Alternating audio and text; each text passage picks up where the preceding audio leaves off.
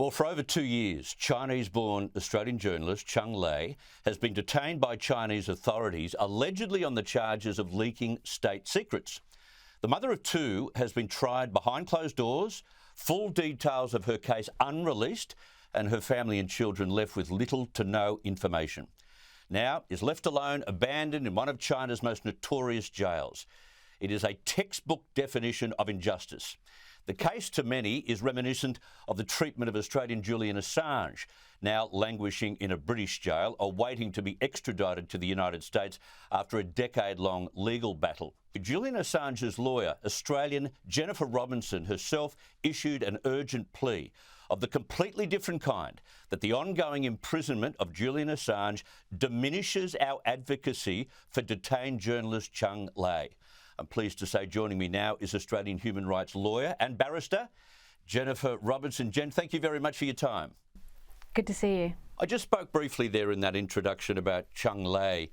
I cannot believe that in 2022 that we're still looking at people being hidden, detained, not charged publicly and unable to talk to family on a frequent basis. It is inhumane, is it not? Absolutely. I mean, it's an outrageous case, and this is why we talk about these cases about journalists being detained abroad. This is not acceptable in any democracy, and it's important that the Australian government takes principled positions when it comes to free speech with our allies and with China and with other countries, because cases like Julian Assange, for example, diminish our moral authority to be able to speak to China. We see China whenever free speech concerns are raised with China, we see them responding with, well, don't talk to us about free speech because look at Julian Assange being an Australian citizen, an Australian journalist being detained in London. You can't talk to us or raise concerns with us about free speech. And that's why it's so important that we zealously protect our democratic freedoms for Australian journalists and for Australian citizens so that we can go out into the world and have these conversations. I want to turn to the book that you've published. It's called How Many More Women? Exposing How the Law Silences Women. You write in this book, and you list the costs to some women who come forward to try and seek justice. And I've got to say, after reading that part of the book, I got the feeling that there's nothing too advantageous about going public or being part of the legal justice system. Everything seems to be, stood up in front of you. Look, I think we have to acknowledge the difficulties that women face in coming forward, the way they're treated in the media when they speak out publicly, the way they're treated in our criminal justice system. We have to create a safer space for women to be able to speak out about this. Think about your daughters, think about your granddaughters. We have 1 in 3 women in this country who will face sexual violence in their lifetime. A woman is killed by her intimate partner every 10 days in this country. We have to do better, and we say the starting point for this is that women need to be able to talk about it, because we can't understand the problem and even begin to grapple with it if we can't talk about it. Free speech is a fundamental right in our democracy, and women need to be able to speak out about their experiences, and we need to create a safer space for them to be able to do so. You know, you make allegations in the public forum. In some instances, it could be sheer vengeance. You've got to be able to be called to account for making allegations that can't be proven. Look, the rate of false accusations is incredibly low. It's something like 2% of cases. So I think that there is far too much emphasis and concern placed on the risk of facing a false accusation as opposed to the violence that women are suffering every day and their right to free speech to be able to speak about it. And that's what we're trying to explain in the book, that I think that there's a huge concern about this, which is actually a very small problem.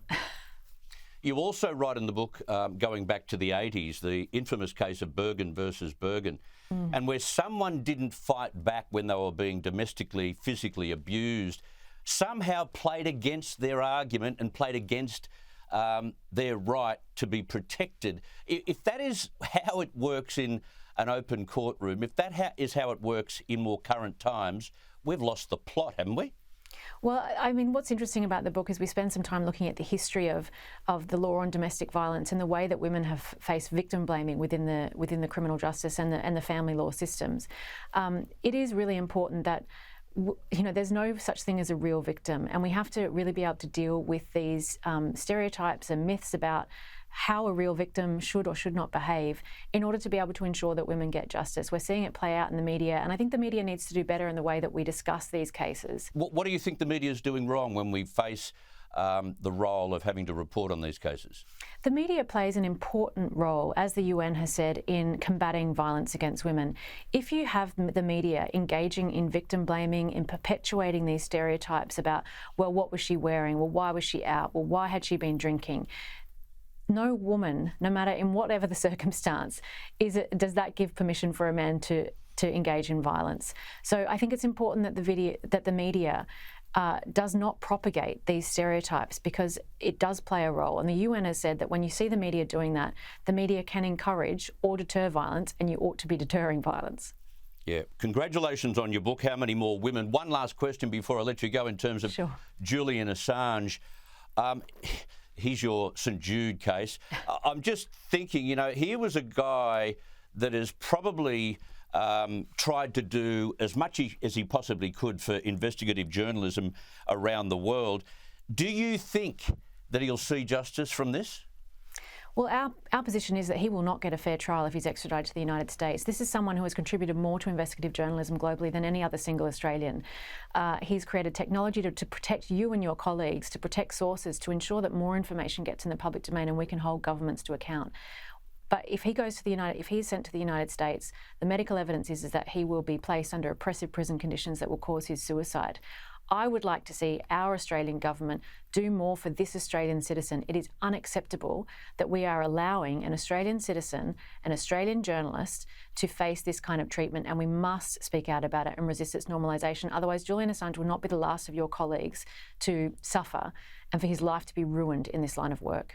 Well, didn't I hear the current Prime Minister, when he wasn't the Prime Minister, say enough is enough in terms of Julian Assange?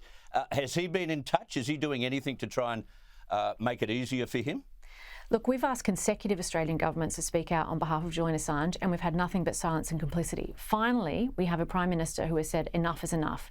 And we understand from the Attorney General and from the Prime Minister that they are having talks with the United States. They're not talking about what they're saying. These are private discussions, so I'm not privy to them. But this is incredibly positive. This is the first step in the right direction that we have seen. And it's important that the public holds our government to account.